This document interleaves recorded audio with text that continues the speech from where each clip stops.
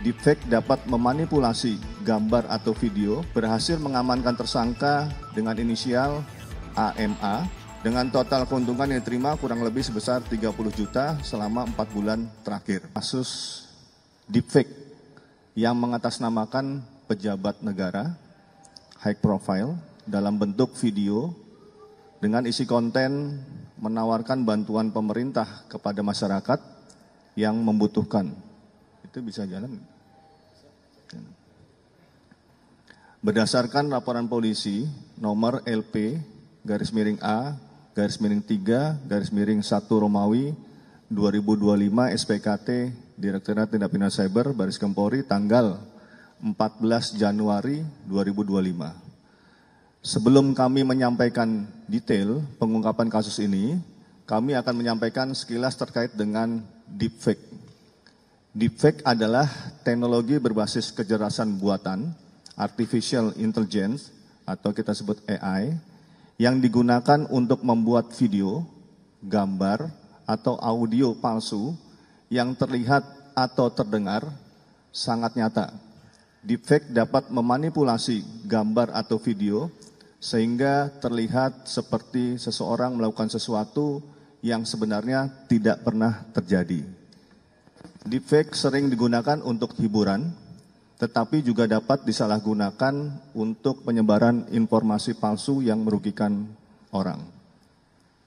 Salah satu kasus deepfake, ini sebagai gambaran, yang sempat viral di media sosial yaitu video deepfake Barack Obama pada tahun 2018 yang menunjukkan Barack Obama menghina Donald Trump dalam sebuah pidato. Padahal pidato tersebut tidak pernah ada. Semakin marak dan banyaknya teknologi AI yang disalahgunakan dengan membuat video deepfake, Direktorat Tindak Pidana Cyber Baris Krim Polri melakukan pengungkapan kasus deepfake terhadap Bapak Presiden Prabowo Subianto dan pejabat negara lainnya dalam bentuk video dengan isi konten menawarkan bantuan pemerintah kepada masyarakat yang membutuhkan.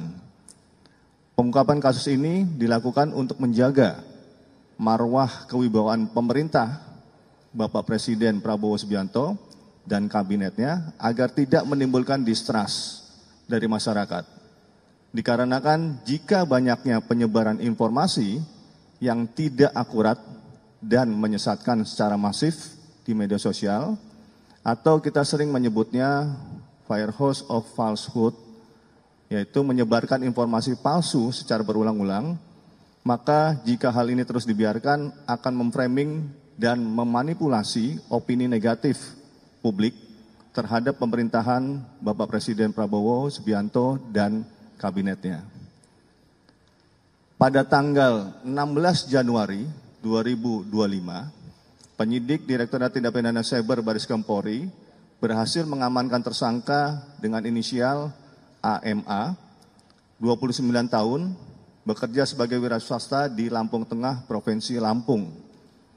Modus operandi tersangka yaitu menggugah dan menyebarluaskan video di berbagai platform media sosial, menggunakan teknologi deepfake, memanfaatkan foto dan suara seperti Bapak Presiden Subianto, Prabowo Subianto, Wakil Presiden Gibran Rakabuming Raka, Ibu Sri Mulyani, dan pejabat negara lainnya, yang terlihat seolah-olah menyampaikan pernyataan bahwa pemerintah menawarkan bantuan kepada masyarakat yang membutuhkan. Dalam video yang diunggah tersebut, tersangka mencantumkan nomor WhatsApp yang dapat dihubungi dengan harapan menarik masyarakat untuk menghubungi tersangka yang kemudian diarahkan oleh tersangka untuk mengisi pendaftaran penerima bantuan. Dan setelah itu korban diminta untuk mentransfer sejumlah uang.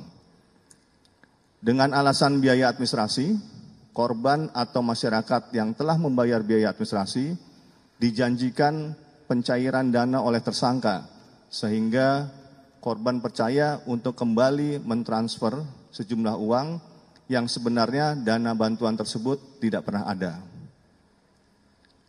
Kami juga melakukan kegiatan ataupun proses penyidikan mendasari pada scientific crime investigation berdasarkan hasil pemeriksaan digital forensik oleh Pusat Laboratorium Forensik Baris Krim Polri terhadap barang bukti yang telah diamankan oleh penyidik, khususnya video-video deepfake dengan hasil sebagai berikut.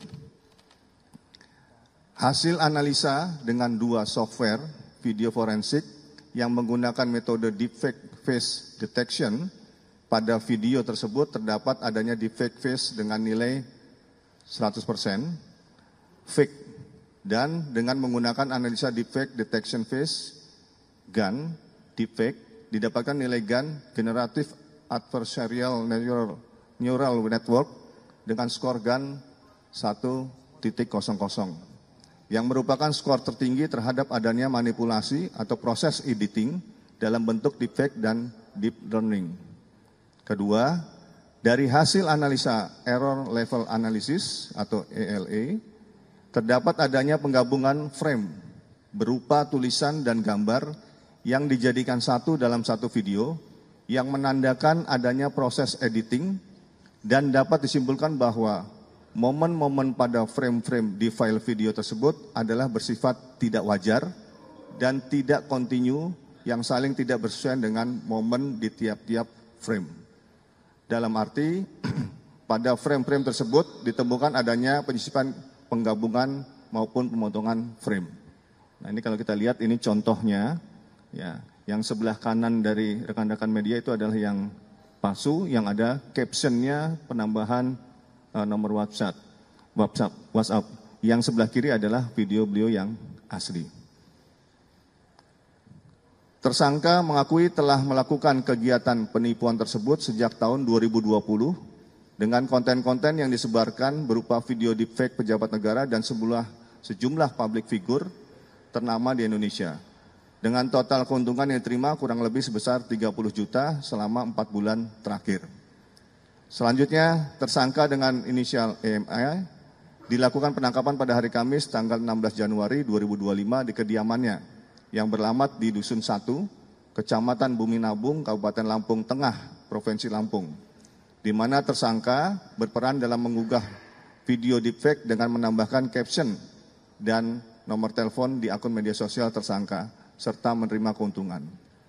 Tersangka tidak bekerja sendiri, kejahatan ini merupakan sindikat di mana tersangka dibantu oleh seorang dengan inisial FA, yang saat ini itu sudah kita tetapkan sebagai DPO yang bertugas menyiapkan video deepfake atau mengedit tersebut.